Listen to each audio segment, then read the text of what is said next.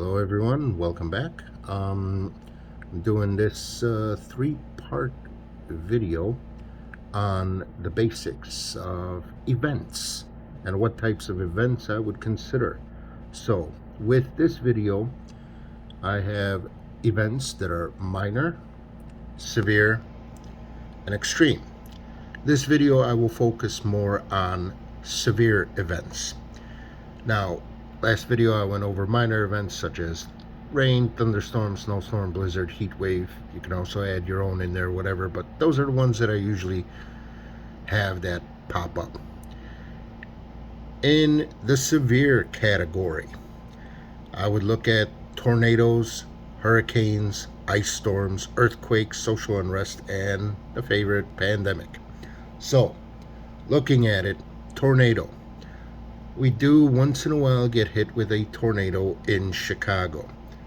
I remember a few years ago, maybe it was like 3-4 years ago or so, there was a tornado that hit and touched down in Chicago a couple of blocks away from me. Literally, I know the neighborhood that it touched down in. It's about a 5-10 minute walk from me. And when I was sitting in the house, I was on the third floor of a big brick building, and I literally watched the tree right outside my window disappear from my window. And, the view of the tree disappeared, and I looked at the window and I noticed that that tree bent all the way down to the ground. That's when I grabbed the cats, threw them in the bathroom, and closed the door, and that was it.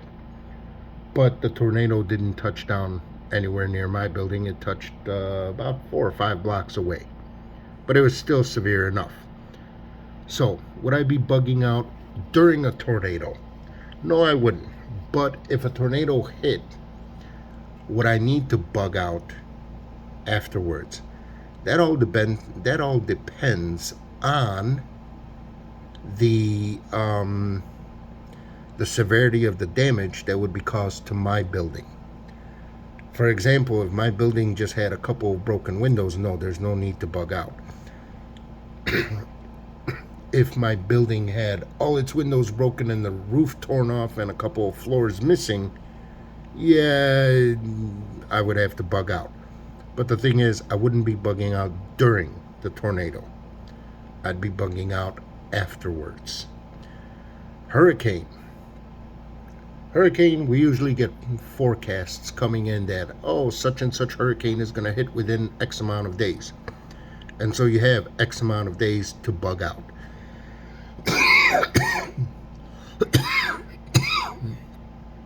I would be bugging out before the hurricane hit, because I don't want to be stuck in a city where the weather is severe, high winds, possible flooding, and lots of rain, and just nothing but mess.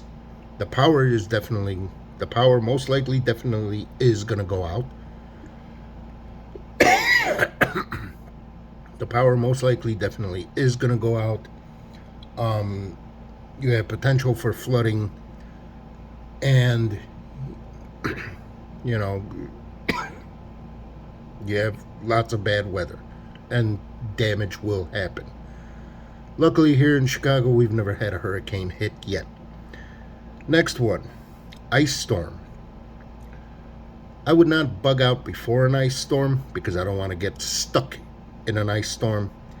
And most likely I would not bug out after an ice storm, simply because once the ice storm passes, all that's needed is to clean up the damage from it, and that's it. From the news stories I've seen, usually there's ice storms somewhere southeast of me, a couple states down. But the ice storm hits, trees get snapped, power lines get snapped, people are, some areas are without power for up to a couple of weeks at most, and that's about it. The homes are still pretty much livable. If you're stocked up on food and you have a way of heating your home and cooking your food, and your house is not damaged, what's the point of bugging out? Next, earthquake.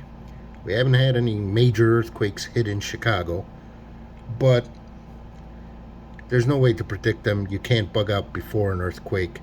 If an earthquake does hit and the building starts shaking, yeah, I am bugging out immediately out onto the street. I grab my bag and I go. Once the earthquake stops, then I have to decide whether my building is still livable and undamaged or whether my building will be condemned and I can't live in it anymore. So then, at that point I have to decide, am I bugging out or am I staying put at home? Next up, social unrest. Like the riots that occurred, the 2020 riots. Pretty much every city, I don't know if every city, but most cities I've seen on the news got hit by social unrest. In Chicago, I know it was in a lot of neighborhoods, but it was in selective areas of a lot of neighborhoods. Mostly it was shopping malls that got looted, strip malls that got looted, stores that got ransacked, and that was it. But there was no real damage done to no real damage done to residential areas. Now, with that being said, I was keeping a close eye because there was a riot occurring about 30-minute walk away from my house, 30-minute walking distance south of my house. So I was keeping a close eye on it, seeing if they were moving further north to where they would be in my neighborhood. Would I bug out? Oh, that's a tough question to ask. It all depends on the severity of the social unrest. I mean, if there's a gang rolling through the streets and just literally torching every building in sight, yeah, I'd probably bug out.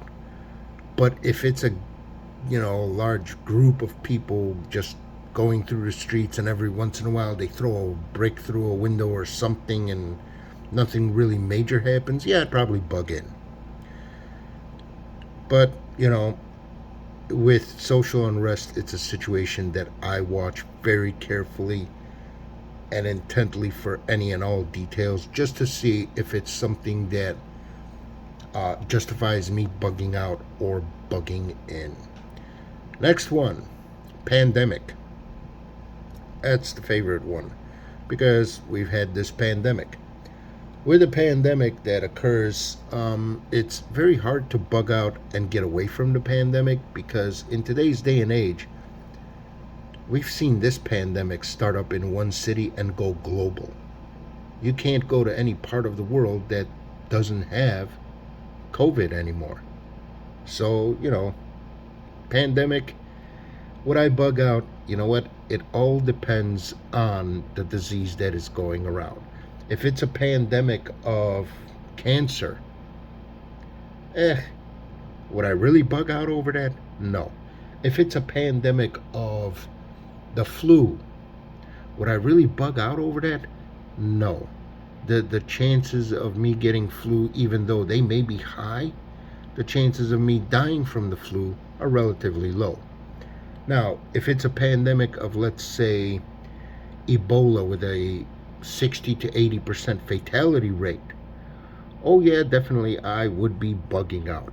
So with pandemic, it all depends on what kind of a pandemic it is, what possible treatments there are, and the most important factor that I would look for is how many people are dying from it. And you kind of have to be smart about it too. Well, I am kind of smart about it because I look at it as, the news was reporting this whole pandemic that occurred where so many hundreds of thousands of people were dying. But if you read between the lines, most of those people that were dying were already dying from other things too. So I kind of look at it as, was it really that deadly and detrimental? In my personal opinion, no, it wasn't. Would it justify me bugging out? No, not really. Not really. It wouldn't justify me bugging out. But then again, what if, I also kind of looked at what the government's response to this pandemic was. Of course, the government was shutting stuff down, but it's not like the government took and put up soldiers at every intersection and blocked people from leaving the city and set up quarantine zones. So it wasn't really that detrimental, at least not in my opinion. Did I bug out? No. Anyway, there's other events that can go in there. I didn't really list every single possibility because, it's all part of a contingency plan, and it's all fluid. But anyway, this is part 2 of events. Stay tuned for part 3.